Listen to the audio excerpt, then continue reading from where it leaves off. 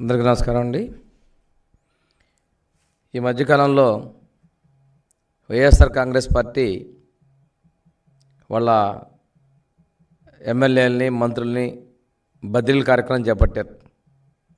ఎన్నికల ముందు బదిలీలు చేపట్టి అధికార దుర్వినియోగానికి అడ్డగోలుగా తెరలేపారు.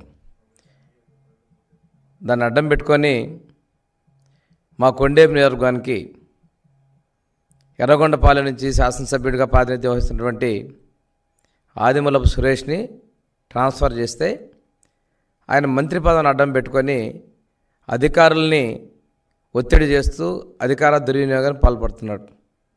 పాపం ఆయనకు ఓట్లు వేసిన వాళ్ళేమో మంచినీళ్ళు లేవని చెప్పి ధర్నాలు చేస్తున్నారు. ఆయన మాటని మంచినీళ్ళు చేసినటువంటి ఆయన పార్టీ నాయకులు కార్యకర్తలేమో ధర్నాలు చేస్తూ ఉన్నారు. అతనికి రివాజు కాన్స్టిట్యున్సీని వరుసగా మార్చిపోవటం. ఎర్రగొండపాలెం నుంచి నూతలపాడు, అక్కడి నుంచి ఎర్రగొండపాలెం, అక్కడి నుంచి మళ్ళీ కొండేపుకి వచ్చాడు. ఎప్పుడు కూడా పనులు చేయాల్సి వచ్చింది కాబట్టి పారిపోతూ ఉంటాడు. ఈరోజు వాళ్ళు నీళ్ళకి అల్లాడుతున్నా కానీ ఆయన పట్టించుకోకుండా ఇక్కడ వాలంటీర్లతో మీటింగు, అధికారులతో మీటింగులు పెట్టి పోలీసులకు ఫోన్లు చేసి పాత కేసుల్లో ఉన్నటువంటి ముద్దాయిల్ని ఒత్తిడి చేయండి, తెలుగుదేశం పార్టీలో చేరిన వాళ్ళని పిలిపించి వాళ్ళ మీద ఏదో కేసులు పెట్టి మళ్ళీ తిరిగి తీసారండి అనేటువంటిది ఒక తెర రేపుతూ ఉన్నాడు. ఇందులో భాగంగా తీసుకుంటే ఎలక్షన్ కమిషన్ ఒక పాలసీ ప్రకారం పక్క జిల్లాల నుంచి తహసీల్దార్ని ఎండిఓల్ని బదిలీలు చేశారు.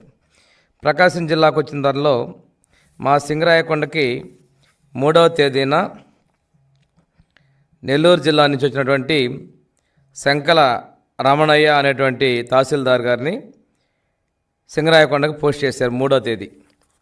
అదేవిధంగా 6వ తేదీన ఆయన ప్లేస్లో ట్రాన్స్ఫర్ చేసేసి జె ప్రసాదరావు అతన్ని ట్రాన్స్ఫర్ చేసుకొచ్చారు. అర్ధవీడిలో పోస్ట్ చేసిన ఆయన్ని తీసుకొచ్చి మళ్ళీ సింగరాయకొండకు పోస్ట్ చేశారు.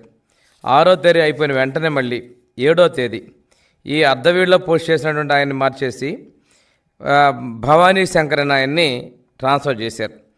ఇది 7/2/24 ఇచ్చినటువంటి కలెక్టర్ ప్రొసీడింగ్స్లో కూడా చాలా స్పష్టంగా మెన్షన్ చేయడం జరిగింది. ఇది ఎందుకు చేశారు అంటే కలెక్టర్ గారి దగ్గర నుంచి సమాధానం లేదు.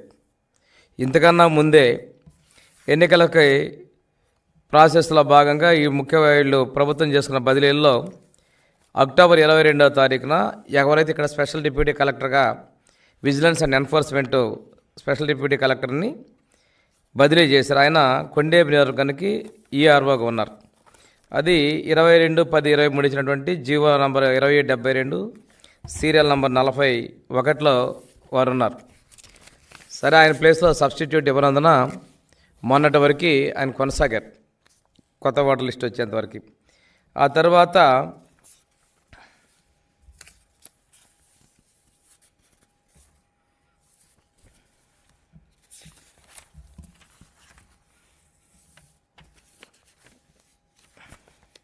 ఇరవై 7/12 తేదీన ఎం శిరీష గారిని డిప్యూటీ కలెక్టర్ ప్రమోటెడ్ డిప్యూటీ కలెక్టర్ని పోస్ట్ చేశారు. GO number 2499 serial number 12. ఈవిడ పాపం ఒక సామాజిక వర్గం అంటే నాకు తెలిసి కమ్మ సామాజిక వర్గం అని చెప్పేసి ఈవిడని ఏదో చేరకుండా అడ్డుకున్నారని తెలుస్తూ ఉంది. ఆ తర్వాత 284 జీవో 6/2/24న ఒక డిప్యూటీ కలెక్టర్ బిఎల్ఎన్ రాజకుమార్ గారిని అదే ప్లేస్లో పోస్ట్ చేశారు. GO number 284 serial number 13. సరే, ఈవిడ ఎస్సీ మహిళ అధికారి కాకుంటే ఇక్కడ ఎవరైతే వైసీపీ ఇన్ఛార్జిగా పోటీ చేసినటువంటి ఆదిమూలపు సురేష్ గారికి వారి సొంత సామాజిక వర్గానికి చెందిన అధికారి కానందున ఆ అధికారి ఆయన సామాజిక వర్గం కానందున నీవు మహిళవి, నీవు ఈ పనులు చేయలేవు, నాకు ఇక్కడ చాలా వన్ సైడ్గా చేసే అది కావాలని చెప్పేసి చేస్తే ఆవిడ ట్రాన్స్ఫర్కి 6వ తారీఖున ఆర్డర్ పడితే ఆవిడ మధ్యలో జాయిన్ అవడానికి వస్తే చేర్చుకోకుండా వెనక్కి పంపించారు. ఇక్కడ ఈ ప్రాసెస్లో వర్క్ అంతా పెండింగ్ ఉంది. 13వ తేదీ మేము కలెక్టర్ గారి దృష్టికి తీసుకెళ్ళాం. ఆ రోజు కలెక్టర్ గారు ఆవిడని పిలిపించి విధుల్లో జాయిన్ చేసుకున్నారు. అంటే ఎన్నికల సమయంలో కీలకమైన ఎన్నికల రిటర్నింగ్ అధికారిగా ఉండేటువంటి ఈఆర్ఓని ఈ విధంగా ఆడుకుంటున్నారంటే ఖాళీగా పెట్టుకుంటూ చేస్తూ ఉన్నారు. తనకి నమ్మకమైన వ్యక్తులను తెచ్చుకునేటువంటి కొత్త దీనిలో అధికార దుర్వినియోగం స్పష్టంగా కనిపిస్తుంది. ఇది ఎన్నికల అధికారి సంబంధించి ఇప్పుడున్నటువంటి ఆ రాజ్కుమార్ గారు అయితే ఆ నెక్స్ట్ డే 14 ఇప్పుడు తిరుపతిలో జరిగినటువంటి ఎన్నికల శిక్షణా కార్యక్రమానికి కూడా గైరు హాజరైందని తెలుస్తూ ఉంది. కారణం ఏంటంటే మిమ్మల్ని ఇక్కడ నుంచి ట్రాన్స్ఫర్ చేస్తాం, ఇక్కడ వేరే వాళ్ళు వస్తారని చెప్పడం వల్ల 2-3 రోజులు బలి అవుతుందని చూస్తే అని చెప్పారనేది మనకి తెలుస్తున్నటువంటి సమాచారం. అందుకనే ట్రైనింగ్ కూడా అటెండ్ కాలేదని చెప్తా ఉన్నారు. ఇవన్నీ చూస్తూ ఉంటే అధికార దుర్వినియోగానికి యథేచ్ఛగా తెరలేపారని చెప్తున్నారు. ఇంకోటి తహసీల్దార్ల బదిలీలు 5 రోజుల్లో అంటే 3 నుంచి 7వ తేదీలో అంటే 4 రోజుల్లో 3 తహసీల్దార్ని పక్క జిల్లా నుంచి ఏ ఆఫీసరైనా కొత్తవాడు రావాలి, స్థానికంగా మార్చాలి, కానీ మంత్రి సిఫార్సుతో మార్చారు. ఇంతేకాకుండా వచ్చినటువంటి కొత్తగా వచ్చిన పక్క జిల్లాలో వచ్చిన ఎండిఓలు పంచాయతీ సెక్రటరీలు మార్చమని మంత్రి ఎండార్స్ చేస్తే వారిని మార్చడం, అడ్డగోలుగా పనులు చేయటం, అధికార దుర్వినియోగకి వాలంటీర్లు తీసుకొచ్చేసి సపరేట్ మీటింగులు, ప్రభుత్వ కార్యక్రమాలు అయితే స్థానిక శాసనసభ్యులు కూడా చాలా తెలియజేయాలి.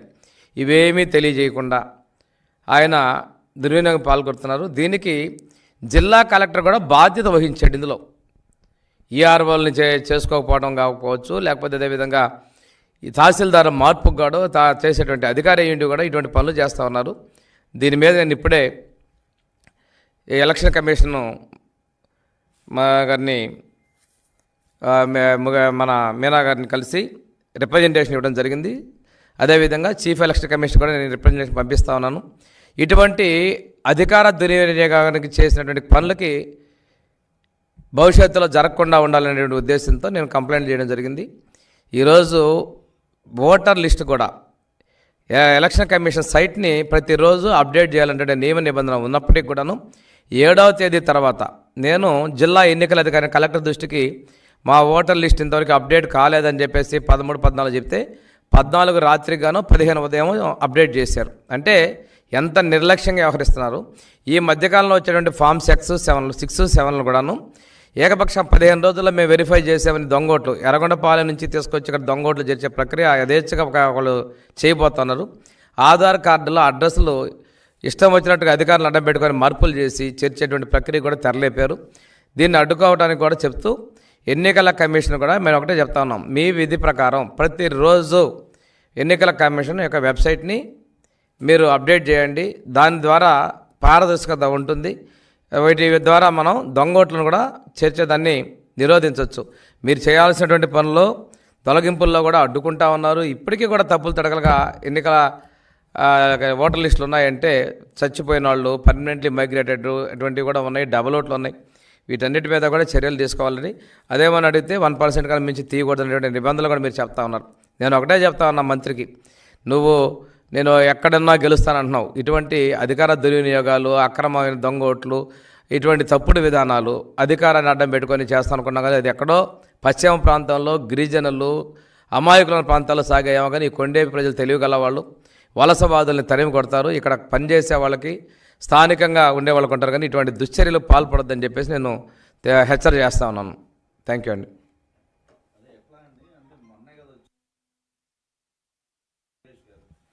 ఆయన ప్రకాశం జిల్లా ఎర్రగొండపాలెం నుంచి ఎమ్మెల్యేగా గెలిచి జిల్లా మంత్రిగా ఉన్నాడు. రాష్ట్ర వ్యాప్తంగా మంత్రిగా అడ్డం పెట్టుకొని ఆయన అధికారులను అడ్డం మీద చేస్తూ ఉన్నాడు. ఇది ఆయన వచ్చిన తర్వాతనే జరుగుతూ ఉంది. రిటర్నింగ్ ఆఫీసర్ని జాయిన్ చేసుకోలేదు. ముందు నుంచి అంటారా, ఆ సామాజిక వర్గాలు చూసి పైనుంచి చెప్పి చేసుకున్నారు. రెండోసారి వచ్చిందల్లా సొంత సామాజిక వర్గం కాదని చెప్పి పంపిస్తున్నాడు. ఈ తహసీల్దార్లు మార్పులు ఎలా జరిగినాయి? కలెక్టర్ చేశాడు సొంతంగా. ఎవరు బాధ్యత వహించాలి? దానికి కూడా కొన్ని పత్రికల వార్తలు వచ్చినాయి. ఆ పత్రిక వార్తలు కూడా చూస్తే తహసీల్దార్ల బదిలీలో బంతాట. దీనికి ఏం చెప్పింది? మంత్రి ఒత్తిడితో చేశారు. దీనిలో చాలా ఉన్నాయి. అక్కడ భూముల్ని కొట్టేయాలన్న పద్ధతిలో కూడా మార్చారని చెప్పేసి కారణాలు చాలా అయింది. ఎందుకు మార్చాల్సి వచ్చింది? పక్క జిల్లా తహసీల్దార్ వచ్చినప్పుడు 1కి 2, 3 ఎందుకు మార్చారు మీరు? ఎవరి ఇంట్రెస్ట్ ఉంది ఇందులో? ఎన్నికల సంఘం కలెక్టర్ ద్వారా మేము మాట్లాడి తీసుకుంటామని చెప్తున్నారు, చర్యలు తీసుకుంటాం అంటున్నారు. నేను చీఫ్ ఎలక్షన్ కమిషన్ కూడా కంప్లైంట్ చేస్తున్నాను దీని విషయంలో. ఢిల్లీకి పార్టీ ద్వారా చేస్తున్నాను, నేను వ్యక్తిగతంగా చేస్తున్నాను. ఓకే, థ్యాంక్ యూ అండి.